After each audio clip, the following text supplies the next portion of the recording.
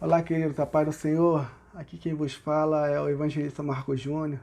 Estamos de volta com mais um vídeo para o canal e eu quero estar falando hoje sobre um tema que é bastante procurado, é bastante pesquisado e não deveria dizer ao contrário, né? Estaremos falando hoje sobre oração, uma oração sobre a luneta do Velho Testamento, mas abrangindo ali a história da vida de Ana. Ana, mãe do profeta Samuel, sim, aquela que era estéril, aquela que fora dada pela sociedade como uma impura, como uma amaldiçoada, porque reza a lenda que o povo acreditava que Deus tinha amaldiçoado Ana.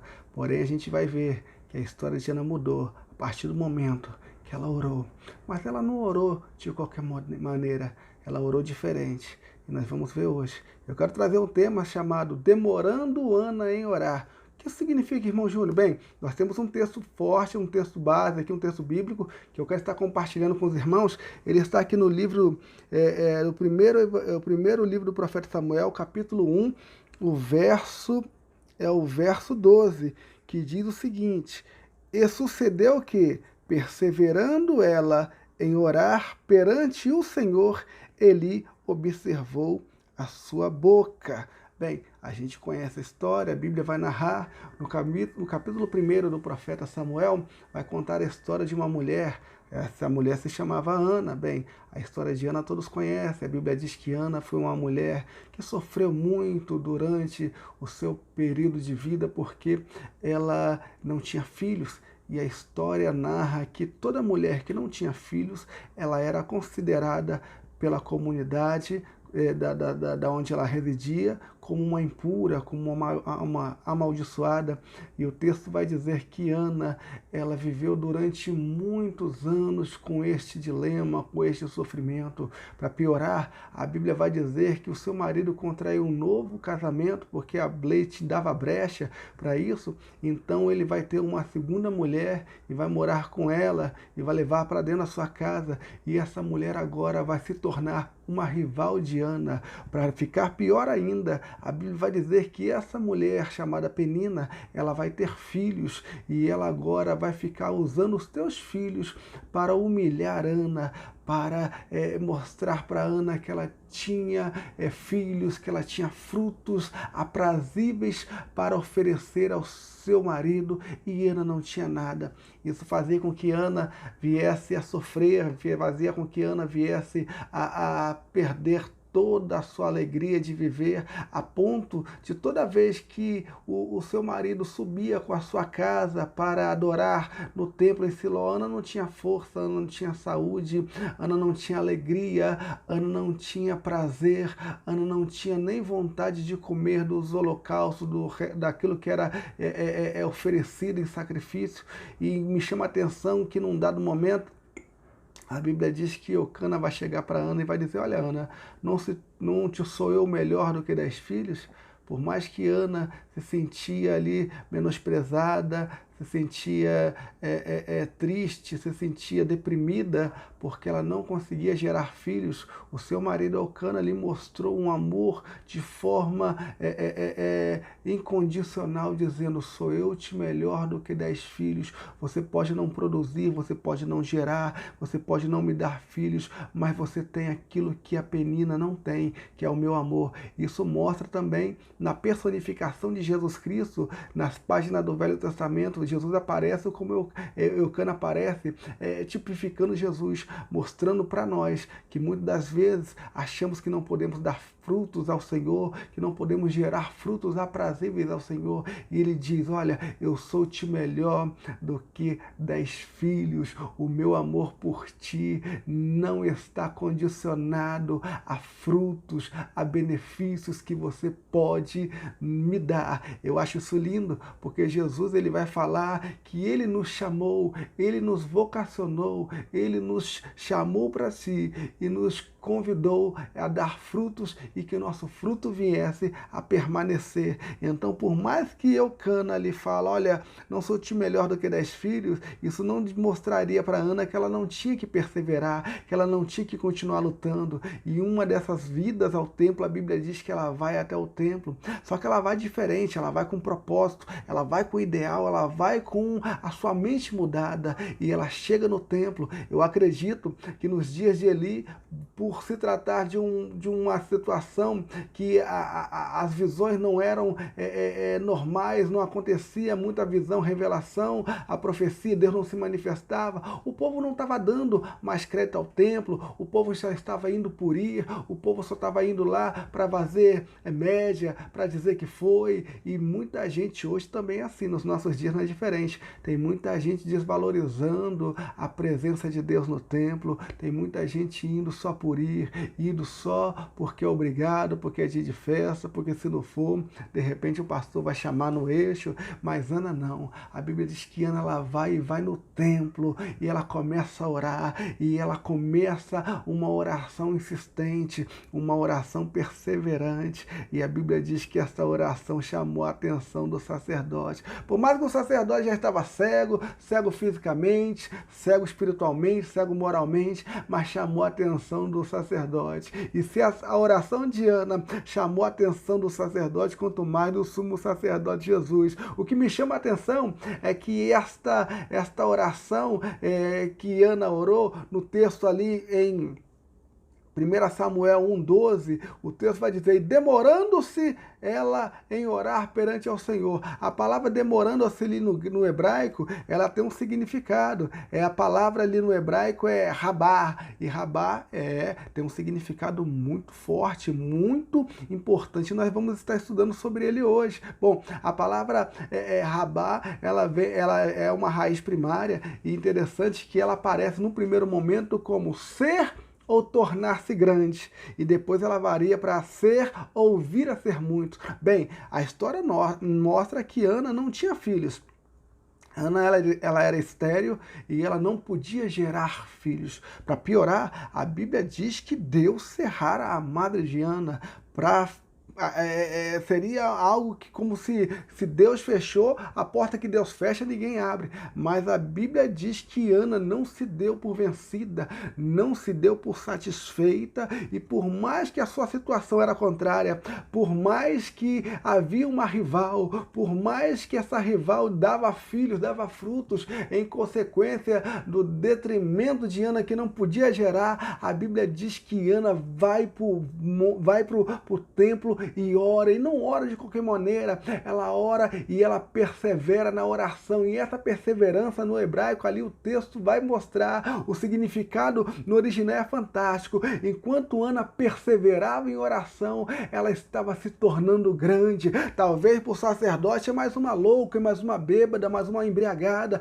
mais uma daquelas que entrava ali no templo sem propósito, entrava talvez porque errou o caminho do banheiro, talvez porque errou o caminho, talvez porque estava ali só de passagem, só para passear. Mas Ana não, Ana estava com um propósito. Toda vez que Ana estava orando naquele propósito, ela estava se tornando grande. Talvez alguém olhe para você e diz, é pequena, é pequeno, Deus não tem mais nada para você acabou, para você já está fracassado, não tem mais jeito. Mas se você entender o segredo da oração de Ana, você vai se tornar grande. Tem muita gente que está achando como pequeno, como nada, como coisa pequena, como coisa simples, coisa insignificante. Mas Ana na oração se tornava grande. Meu Deus, isso é lindo. Ela vai se tornar grande, e depois o texto no original vai mostrar e se tornou e vir a ser muitos. Como assim, irmão Júnior?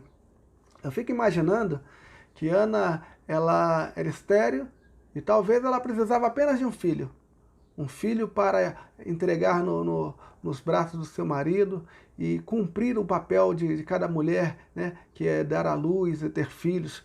Porém, no momento que Ana persevera na oração, que ela demora na oração e ela passa a se tornar grande, parece que os seus projetos também vão se intensificando. Parece que agora ela vai multiplicar multiplicar os teus sonhos. Aquela que não tinha nada, agora vai gerar muitos. Meu Deus, eu acho isso lindo, porque quando a gente vai olhar na história ali de Ana, ela vai multiplicar os teus sonhos, ela vai crescer na oração e os seus projetos vão se tornar grandes. Perceba que quando ela vai ao templo, ela percebe que na história daquela situação de Israel não havia um sacerdote legítimo, digno de comandar a nação de Israel e trazê-los diante de Deus e levar o povo até Deus e trazer Deus até o povo. Não tinha profeta, não tinha profecia e havia ainda a dificuldade de um juiz digno de julgar, porque os filhos de Eli, eles julgavam por propina, eles julgavam por presente, então estava tudo errado. Ana agora, ela vai crescer na oração e ela vai projetar os teus sonhos, aquilo que ela só queria para ela, de repente para esfregar, de repente para provar para Penina que ela de repente não era aquilo tudo que a sociedade falava. Agora ela já está em uma visão mais panorâmica da necessidade da obra de Deus. Ana agora vai começar a projetar os seus sonhos, projetar o seu projeto, vai colocar o seu projeto nas mãos de Deus e vai torná-lo grande. Agora ela não quer apenas uma criança, agora ela não quer mais um bebê, ela quer um profeta, ela quer um sacerdote, ela quer um juiz, e assim ela vai fazer a sua oração perante Deus. Ela vai dizer: Senhor, se tu lembrares da tua oração da tua serva e da tua serva não te esqueceres, e da tua serva deres um filho varão, eu o entregarei para o Senhor durante todos os dias da sua vida, e na sua cabeça não passará navalha, ou seja, ele será um nazireu, um separado ao Senhor. Perceba que Ana começa projetando pequeno, projetando só para ela,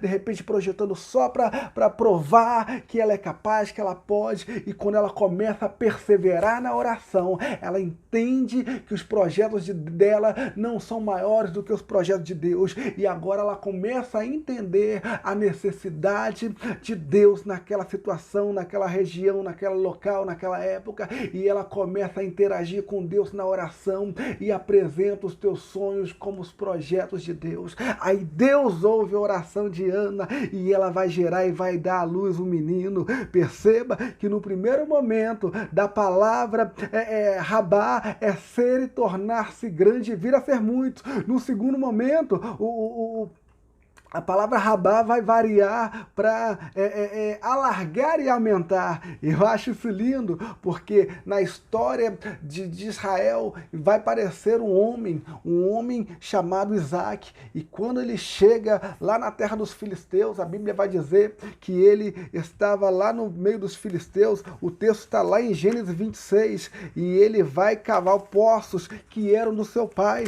Poços que outrora os filisteus tinham aterrado por causa da inveja, por causa que sabiam que Deus era na vida de Abraão. E agora quem está ali naquela mesma terra é Isaac. E a Bíblia diz que os pastores de Isaac vão agora cavar poços para procurar água. E ali a partir do verso 18 vai dizer assim, ó: e tornou Isaac a cavar os poços de águas e cavaram nos dias de Abraão seu pai, e os que os filisteus entulharam depois da morte de Abraão, e chamou-os pelos nomes que os chamara seu pai. Cavaram, pois, os servos de Isaac naquele vale, e acharam ali um poço de águas vivas. E os pastores de Gerar porfiaram com os pastores de Isaac, dizendo: esta água é nossa.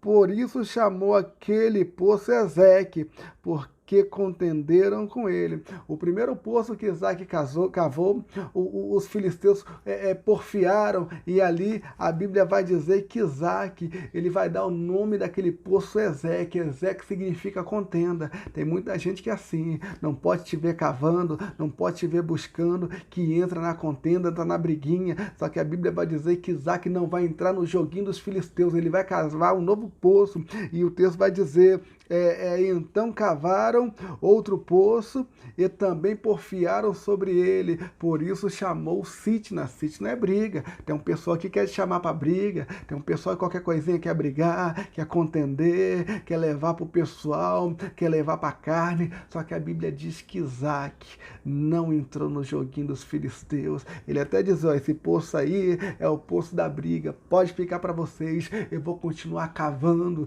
E o texto vai dizer que ele cavou um poço e partiu dali e cavou outro poço. E não porfiaram sobre ele. Por isso chamou Reobote e disse, por agora nos alargou o Senhor e crescemos nessa terra. Perceba que a palavra demorando-se é rabá, e rabá ela varia para alargar e aumentar. E naquele momento que Isaac estava perseverando, cavando poços, no último poço ele botou o nome de Reobote. Reobote significa lugares amplos, e ele vai decretar, porque agora nos alargou o Senhor e crescemos na terra, alargando e aumentando, alargando e crescendo na terra. Bem, a Bíblia vai dizer que Isaías ele vai profetizar algo parecido sobre isso e com a relevância da história de Ana. O texto está lá em Isaías 54 e versículo 1 e 2 vai dizer o seguinte, ó, canta alegremente, ó estéreo, que não destes a luz, rompe em cântico e exclama com alegria, tu que não tivestes dor de parto, porque mais são os filhos da mulher solitária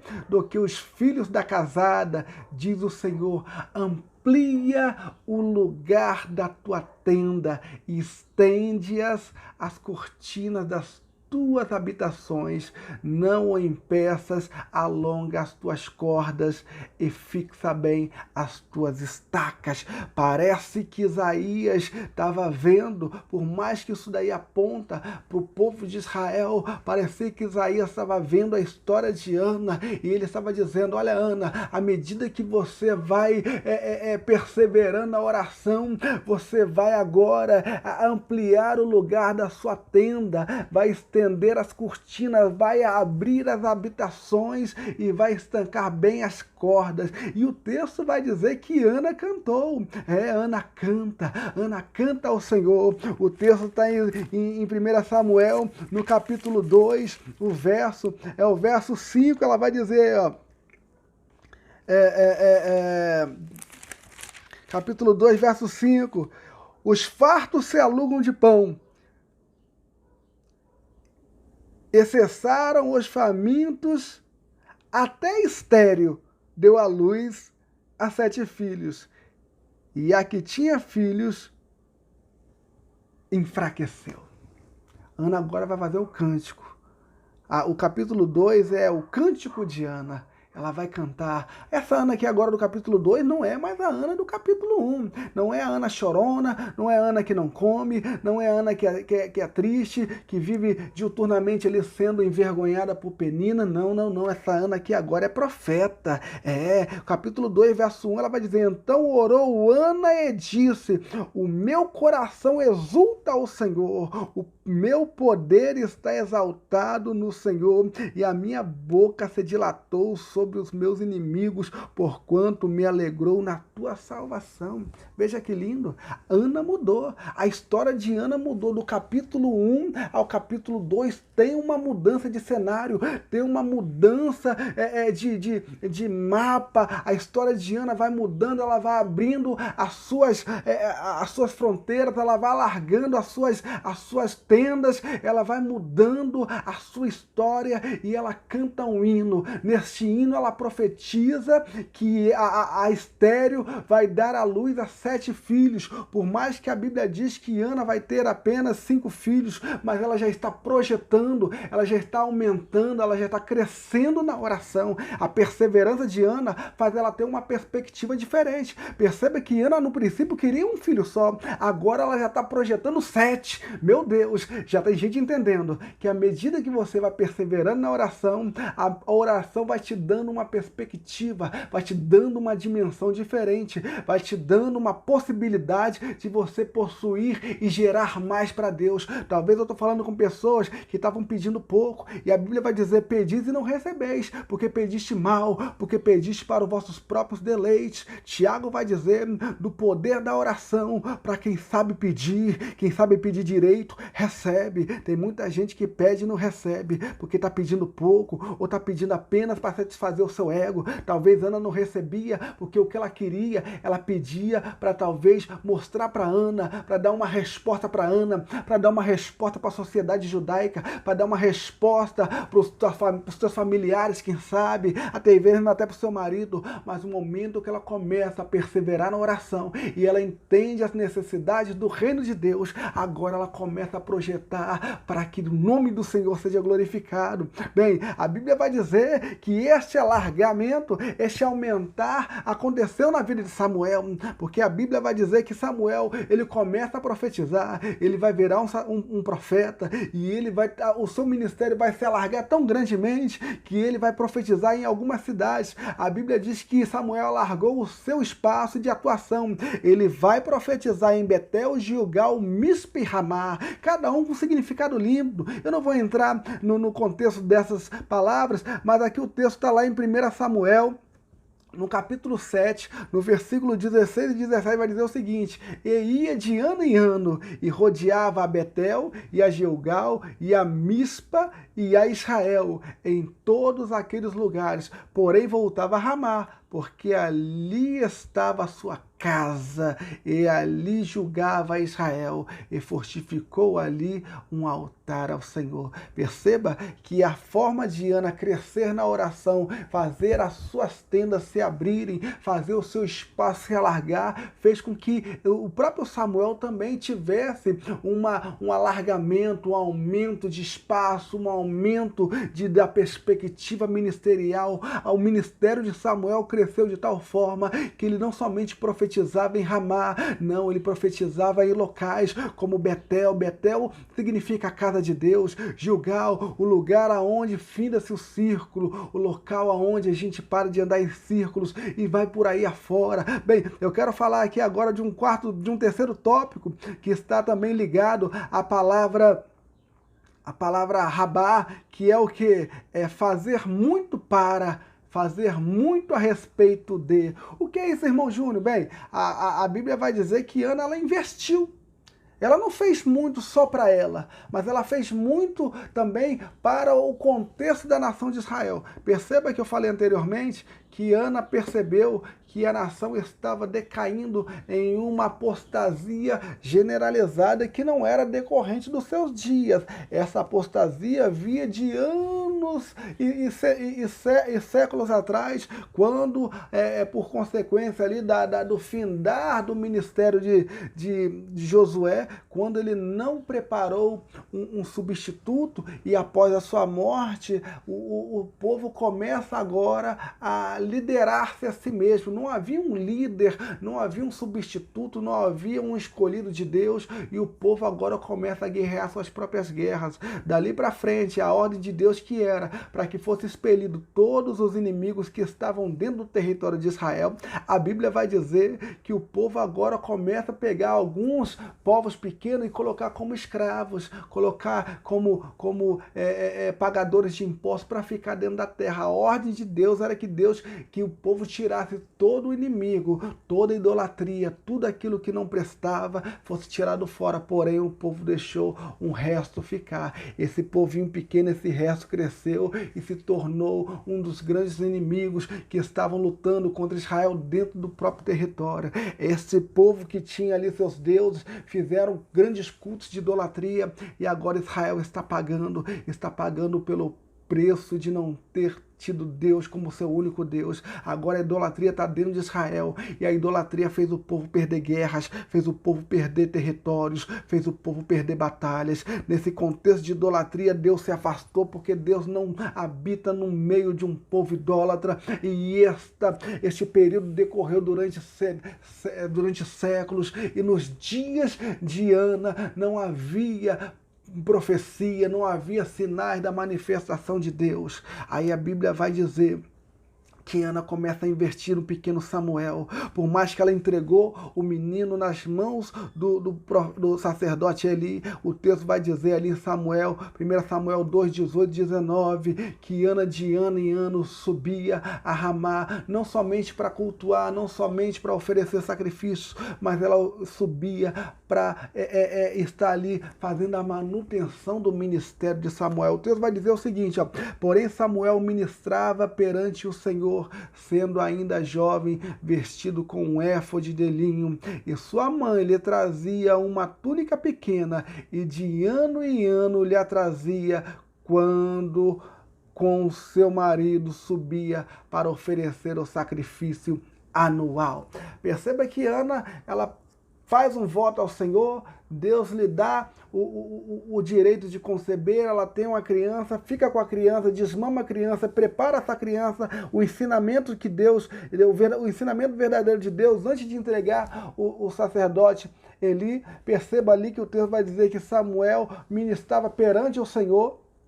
Essa palavra ministrar no hebraico é shahat. Shahat é um serviço sacerdotal, um ministério sacerdotal, e ele servia perante o Senhor, servia a Eli, servia a Deus perante o sacerdote Eli. Então ele não se corrompeu com a doutrina de Eli, nem com a vida devassa dos filhos de Eli, porque ele servia ao Senhor. Mas esse serviço foi somente garantido com o ensinamento de Ana, e porque Ana, de ano em ano, ela ministrava, ela confeccionava umas vestes de linho e entregava a Samuel.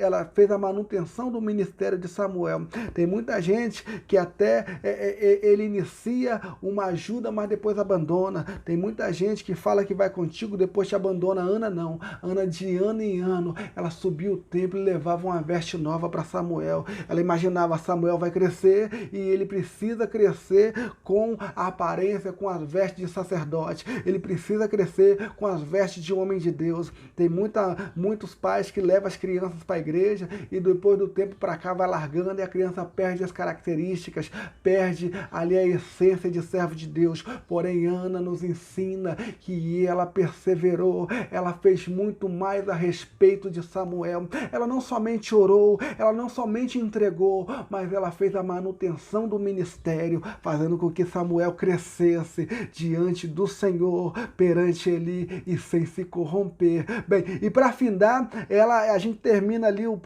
a palavra vai findar ali embaixo, ali como atirar. E o que isso significa, irmão Júnior? Bem, a Bíblia vai dizer no Salmo 127, que os filhos são como flechas. Eis que os filhos são heranças do Senhor, e o fruto do vosso ventre, o seu galardão, como flechas na mão de um poderoso, na mão do valente, assim são os filhos da mocidade. Ana, ela entendeu que ela não somente tinha que orar, nem separar o menino, nem entregar a Samuel, nem de ano em ano preparar uma veste nova. Ela precisava lançar o seu filho como flecha. O interessante é que os filhos são como flecha, e o filho só atinge o alvo se nós tivermos condições de lançarmos ele na projeção certa. O interessante que Ana, ela atirou não somente Samuel. O texto lá em 1 Samuel, capítulo 2, 21, vai dizer, e abençoou, pois, o Senhor a Ana, e ela concebeu e teve 3 filhos e 2 filhas, e o jovem Samuel crescia diante do Senhor. A flechada que Ana deu fez com que Samuel crescesse diante do Senhor e se tornasse um grande profeta, um grande juiz e um grande sacerdote. Bem, Isaías vai falar sobre flechas, e eu acho interessante que não adianta somente atirar flechas, porque Isaías vai dizer uma coisa que nos chama a atenção. Lá no livro de Isaías 49, verso 2, ele vai dizer o seguinte, ó, e fez a minha boca como uma espada aguda, e com a sombra da sua mão me cobriu, e me pôs como flecha limpa, e me escondeu na sua aljava. Perceba que não adianta lançar flecha. Antes de lançar a flecha, tem que preparar a flecha. E Isaías vai dizer, me fez como uma flecha limpa. porque Isaías sabia que para tirar uma flecha, antes de tirar, tem que preparar. E para preparar uma flecha, tem que limpar ela, tem que tirar as felpas, tem que tirar as ferpas, tem que tirar aqueles pelos, aquelas farpas que quando a gente não tira, machuca, arranha, e tem muita gente assim, que até está projetado como flecha, mas não se deixa se limpar, aí qualquer coisa machuca, qualquer coisa ele já pula, já grita, já arruma problema, é flecha, mas é flecha suja. Isaías vai dizer, e ele me fez e me pôs como uma flecha limpa na aljava. Bom, tem que estar na aljava de Deus para ser lançado. Isaías sabia que juntamente com ele tinha outras flechas, e ele sabia que na hora que o arqueiro, que o flecheiro, ele busca uma flecha, ele pode tirar qualquer flecha daquela aljava, mas quem está guardado na aljava de Deus sabe que no momento certo, no tempo de Deus, vai ser usado.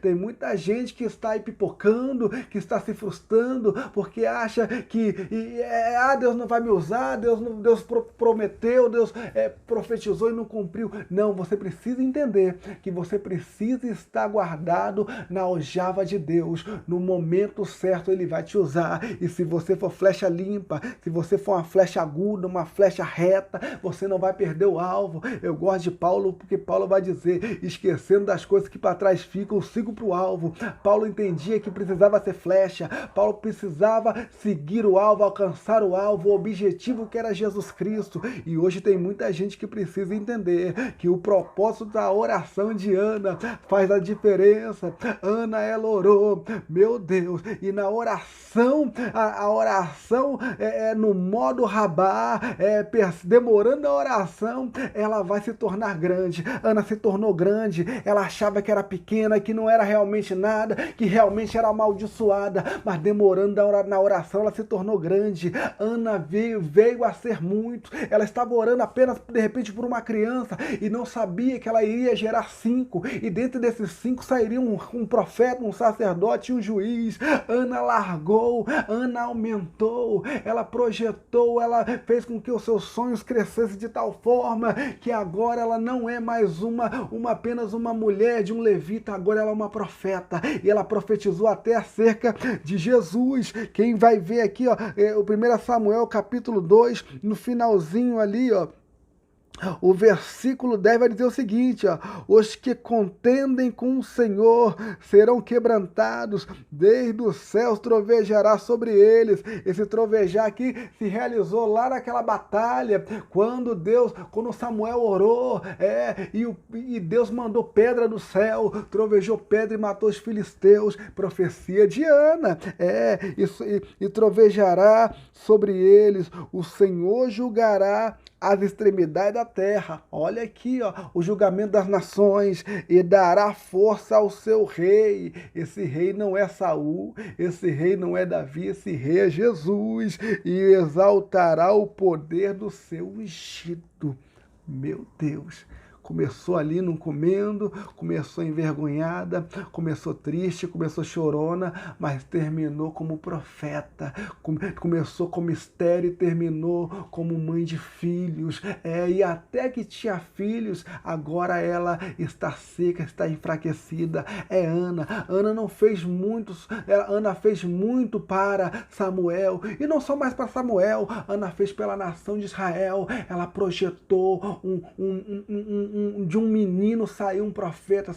Ela não fez muito só por ela, não. Ela não fez muito só pelo templo de Ramá, não, que estava faltando um sacerdote. Ela não fez muito só pelo povo, não, que precisava de um profeta. Ela fez muito porque através de Samuel foi levantado o rei segundo o coração de Deus. Vale a pena ser fiel, vale a pena esperar. E por fim ela atirou flechas, e a flecha dela não perdeu o alvo, não se perdeu no vento, porque era uma flecha limpa e estava guardada na aljava do Senhor, no tempo de Deus, no propósito de Deus. Demorou 11 anos, Ana orou insistentemente durante 11 anos, mas a flecha estava na aljava. Pode demorar o tempo que for, se você for uma flecha limpa na aljava de Deus, no tempo certo ele vai usar-te, ele vai te levantar, usar e através de ti vai fazer uma grande obra, assim como fez com Ana, que perseverando na oração e mudou a sua história, saiu de um quadro de uma estéril que não tinha filhos para uma profeta que gerou filhos, gerou sacerdote, e do sacerdote veio o rei, uma profeta que somente pôde ver ali nas suas visões o Messias, o Rei dos Reis, Senhor dos Senhores, e foi até exemplo para outras orações, como a própria oração de Maria, mãe de Jesus, que se assemelha muito à oração de Ana. Que Deus em Cristo Jesus possa nos abençoar, que nós possamos entender o segredo de perseverar na oração, que nós venhamos entender o segredo de Rabá, para que nós venhamos nos tornar grandes, para que nós venhamos nos tornar muito, para que nós venhamos alargar as nossas tendas, para que nós venhamos aumentar o nosso território, para que nós venhamos fazer muito, não somente para nós, mas para todos ao nosso redor, e que nós venhamos ser frutos, que nossos frutos venham permanecer, como o fruto de Ana permaneceu. Cadê os frutos de Penina? Mas os frutos de Ana permaneceu. Jesus Cristo disse: não foi vós que vos escolhestes a mim, mas eu que vos escolhi a vós, e vos chamei e vos nomeei, para que vades e dê fruto, e o vosso fruto permaneça. O fruto de Ana permaneceu, porque ela lançou ele como flecha aguda, flecha limpa, e mais que guardado na aljava de Deus, e no tempo certo, Samuel fez uma grande obra. Que Deus em Cristo Jesus possa nos abençoar, e que nós possamos sair daqui apropriando-se das grandezas da oração de Ana, uma oração perseverante, uma oração que demorou, mas teve efeito, um efeito desejado, um efeito que teve a glória do Senhor sendo manifesta e o nome do Senhor sendo glorificado. Que Deus em Cristo Jesus possa te abençoar nessa hora.